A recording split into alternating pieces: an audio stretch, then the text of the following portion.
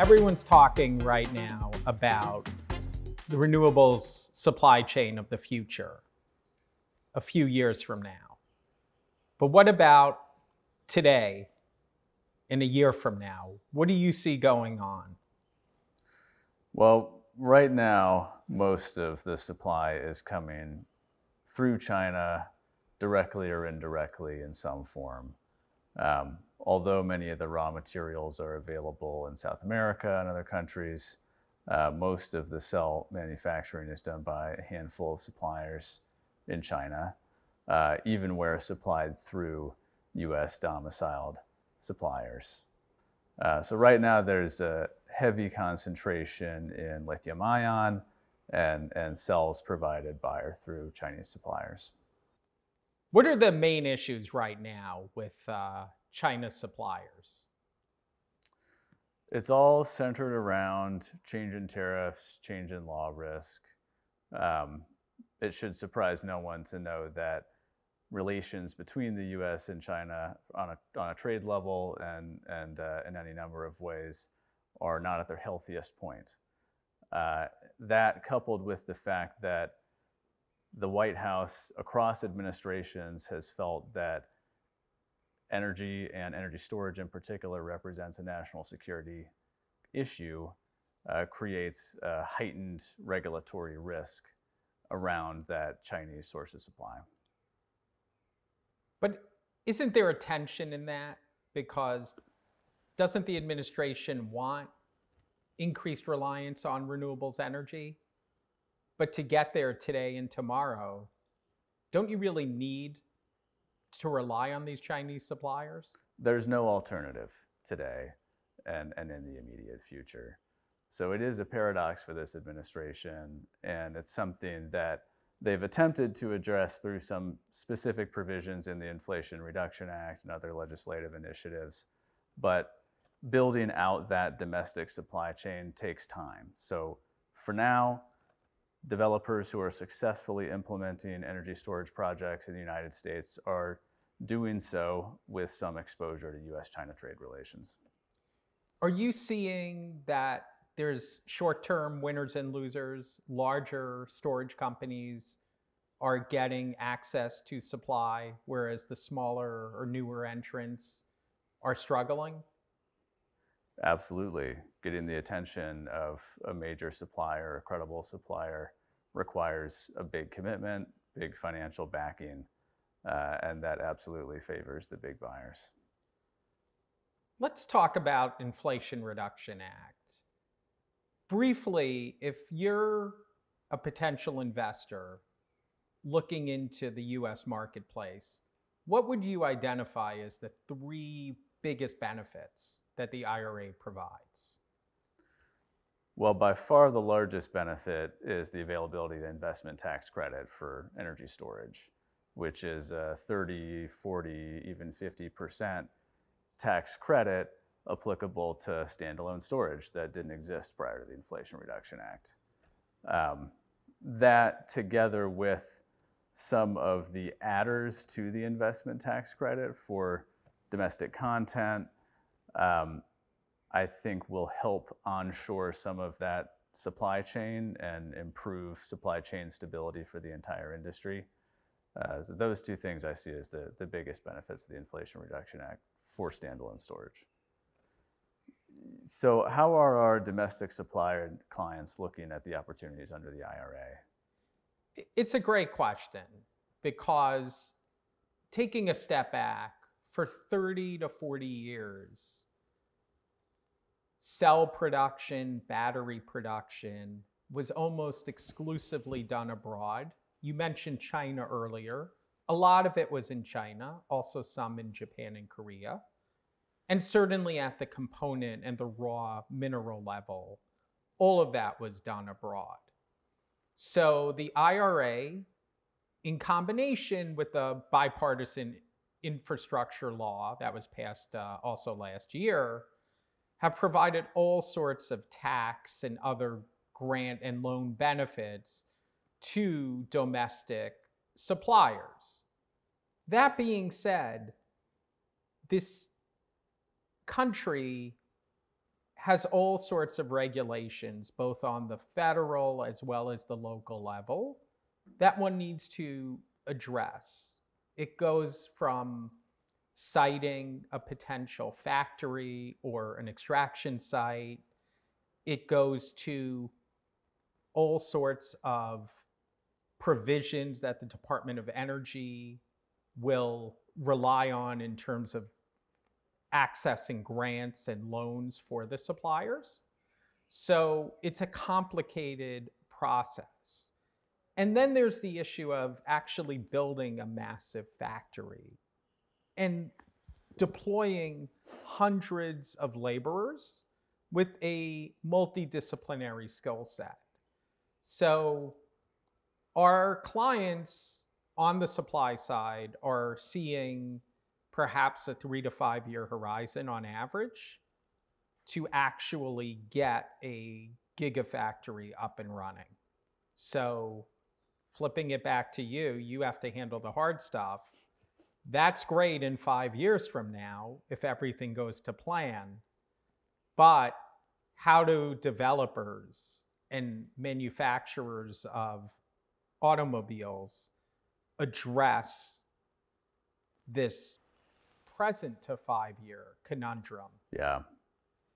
And it is time sensitive because there are certain markets like ERCOT where the grid is transforming so quickly that a standalone storage project is worth half of what it's worth today in only 5 years. And for folks whose revenue model relies on those kinds of merchant revenues, you have to work with lithium-ion batteries produced largely in China. And there have not been significant issues clearing customs with those modules to date, but anyone who's been following the Uyghur Forced Labor Prevention Act or other US-China trade policy relating to cybersecurity knows that the other shoe could drop at any time. And that's one of the risks you run and is inherent in the energy storage industry in the next 3 to 5 years. The most significant combination of grant and loan programs really began last year under the bipartisan infrastructure law. And the focus has been on battery supply chain. Now, the US auto manufacturers, including companies like General Motors and Ford and of course Tesla, have been focusing on developing their own lithium-ion batteries for some time. So what we've seen in the past year has been a combination of players seeking grants and or loans from the Department of Energy, all the way from the top, from the OEM level. For batteries, they're not getting loans or support to build their vehicles themselves, to the main components, which are anode, cathode, separator, as well as the lithium and the metals themselves that are relied on in the batteries. And the vast majority of folks who have received loans have been US companies, though there are a few foreign-owned companies, but it's been mostly, I would say 75 to 80% US owned. Some of these companies are real kind of emerging startup types, but for the majority of them, there is an established record. And that would be our client Albemarle, for example, who has been a well-established US lithium company for a while.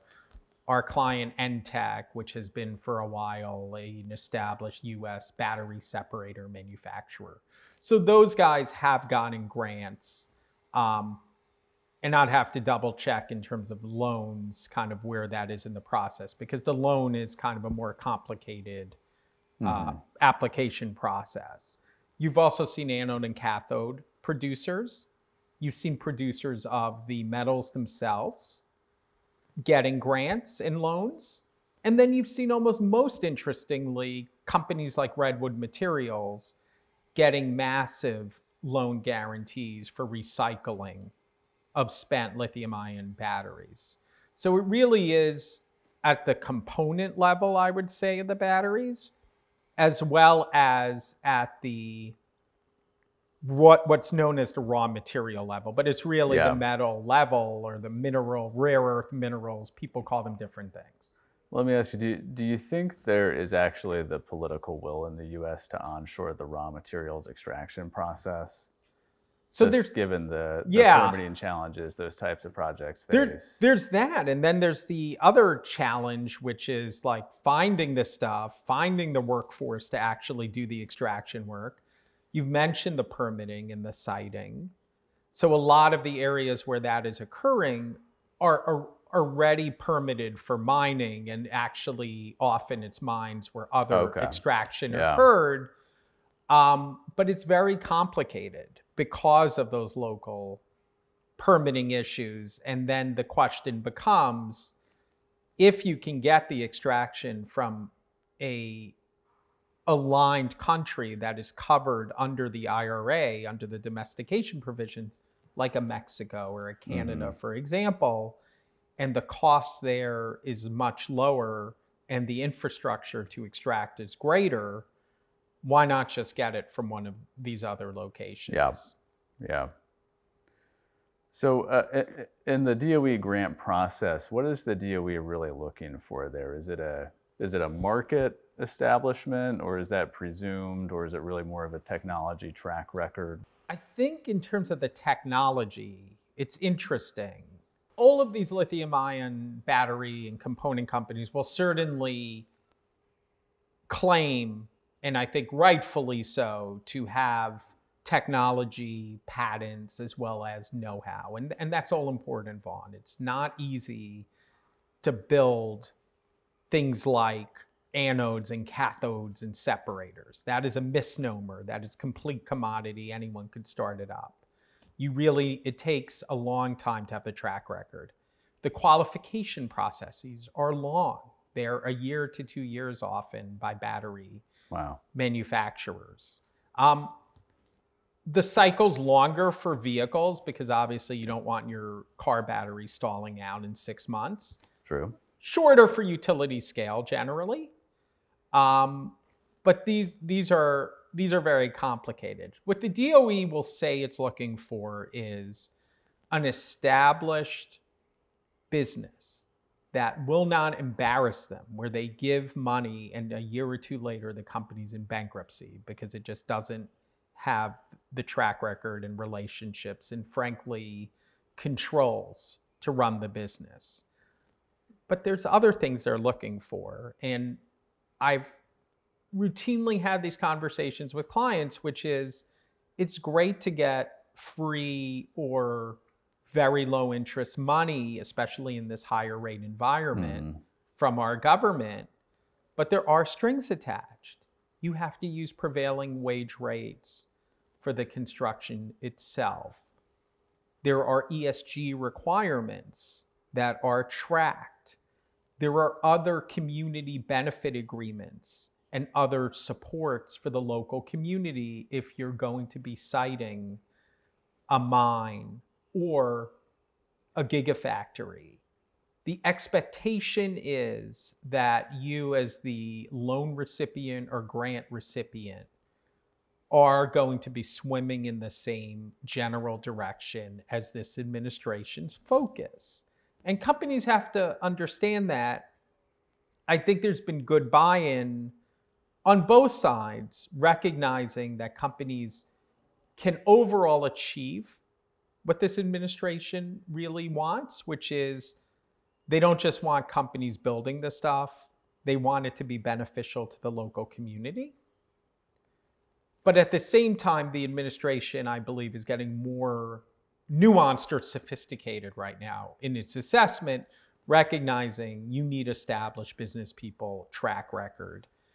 Well, you mentioned the expectation of concomitant benefits to the surrounding community. That does seem to be a theme throughout the Inflation Reduction Act and much of this administration's industrial policy, which at least I'm hopeful, actually makes this a stickier set of policies, in that it brings in the community so that there's more stakeholders that would prevent an adverse change in law in the next administration, and would otherwise support the policy environment in favor of renewable energy. It's a great point, Vaughn, and the vast majority of the sites that have been, for the companies that have been awarded these grants, are in so-called red states. So you are seeing more of a bipartisan acceptance of the benefits of these programs. So I agree with you, that's a good development if both sides support it. Yeah.